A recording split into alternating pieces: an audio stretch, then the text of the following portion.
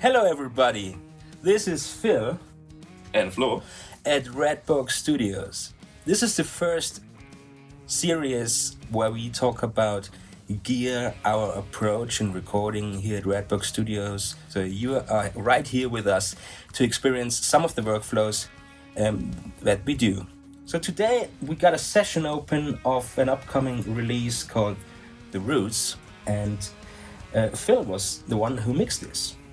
So tell me a little bit about it. How was the approach in mixing this? I know you had the material from a year ago, and then I think you tweaked it on the API, but then used the desk in like two ways. Can you explain a little bit what the workflow was with this one? We try to run a two-stage approach with our mixing.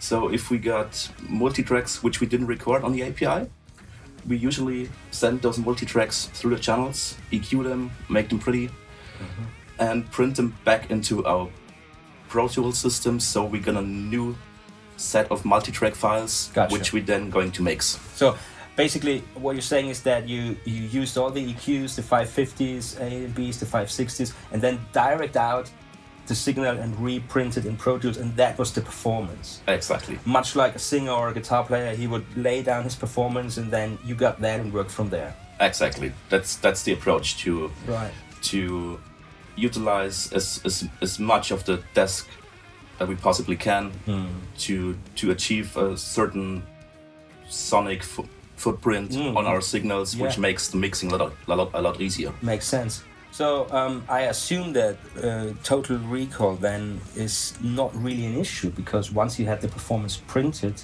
how do you then treat it? Does it then stay in Pro Tools, or do you spread it out again and use some parallel compression, some other bells and whistles you got? So once we print the files back in, they usually stay in Pro Tools. We do all our EQing inside Pro Tools, all our leveling, all our automation, so we can open a session and be ready to work, so to say. We don't have to do any analog recalls, because in the second stage of mixing, so to say, we are using the desk as a giant summing mixer. We use the flip on the channels, so the line input corresponds to the small fader path, which is then set to 0 dB.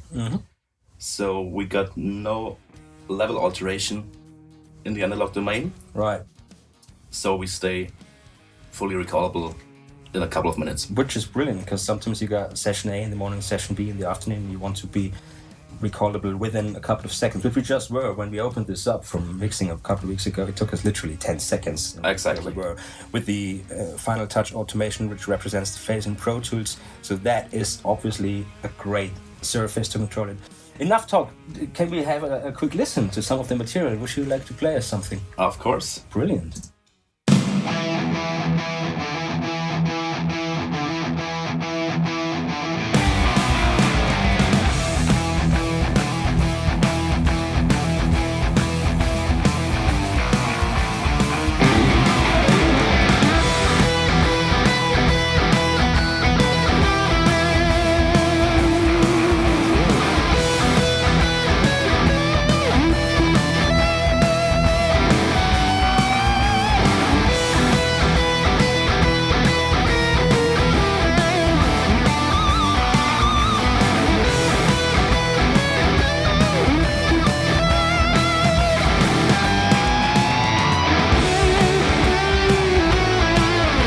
So are you telling me that now all the material is literally going into the desk, and then how do you incorporate the parallels?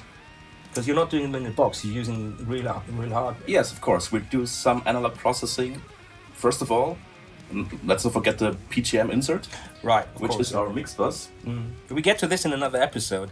You're gonna love this. It's the brilliant DW Fern VT5, which is, in our opinion, is the absolute best EQ when it comes to sonic footprints, like a Pultec idea, but much better. We get to this in a different episode. And what else do you have on the PGM insert?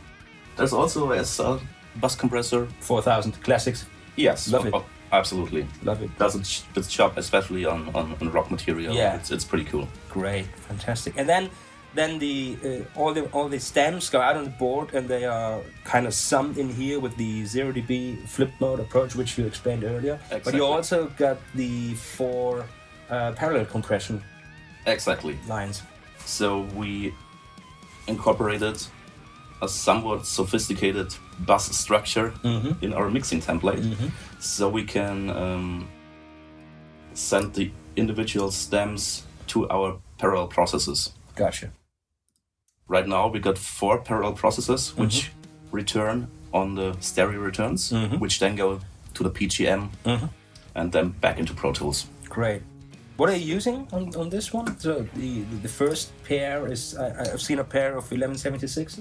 Yes, exactly. It's like a stereo 76 approach, which works great on percussive material, but also vocals. It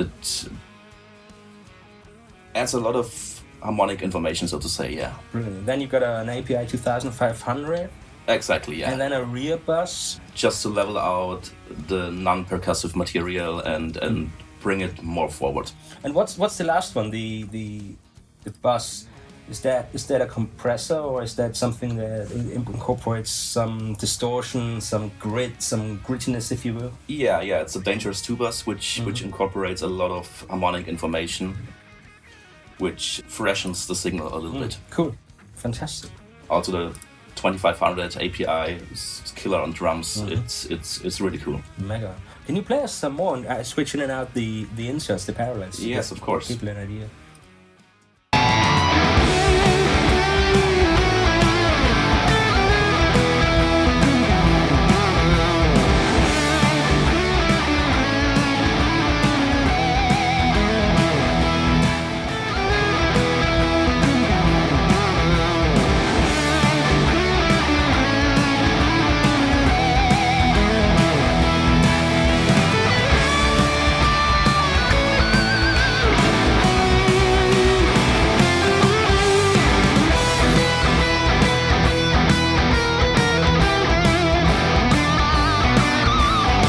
Well, I like it. I'm looking forward to this being released in the next couple of weeks. This is obviously the mix. In a different episode, we're going to talk about the mastering approach, which we do as well. And so let us know in the comments if there's anything else, and take care. Cheers. Bye.